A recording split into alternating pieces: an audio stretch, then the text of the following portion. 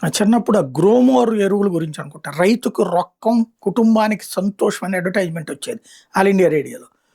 ఇప్పుడు రైతుకి రొక్కం కరువవుతుంది. మిర్చి రైతుకి కష్టం మిగులుతోంది. తాజాగా చూస్తే మిరప ఎగుమతులు పెద్ద ఎత్తున తగ్గిపోతున్నాయి.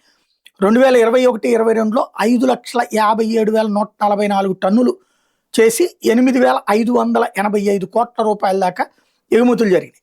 22, 23కి వచ్చాడు 10,444, 23, 24లో 12,492, 24, 25లో 11,405 కోట్ల రూపాయలు విలువైనటువంటిది. ఇవన్నీ జగన్ టర్మ్‌లో 24 దాకా. జగన్ వాస్తవంగా అతను చేసింది ఏమీ లేదు అక్కడ. పంట బాగా పండింది. అతని టైంలో అదృష్టవశాత్తు విదేశాల్లో కూడా మంచి రేట్లు వచ్చినాయి. మిర్చి రైతు పండగ చేసుకున్నాడు.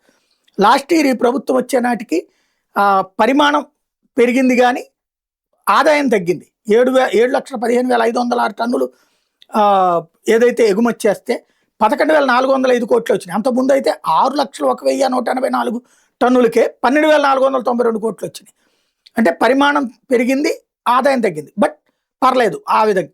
ఈ ఇయర్కి వచ్చేటప్పుడు లాస్ట్ ఇయర్కి వచ్చేటప్పుడు 25, 26 6,83,681కి టన్నులు ఎక్స్పోర్ట్ చేస్తే 10,396 కోట్లు వచ్చింది. ఇదంతా ఒక ఎత్తు. ఈ ఏడాది అయితే ఇంకా తగ్గిపోయే పరిస్థితి ఉంది. ఎందుకంటే మనం మిర్చి పంటకి వచ్చే ప్రతి తెగులుకి కొడుతున్నటువంటి ఎరువులు, ఆ ఎరువులతో కూడినటువంటి పంటని విదేశాలు కొనుగోలు చేయడానికి నిరాకరించడం, వెనక్కి కూడా పంపిస్తున్నాయి. అదే సంక్షోభం.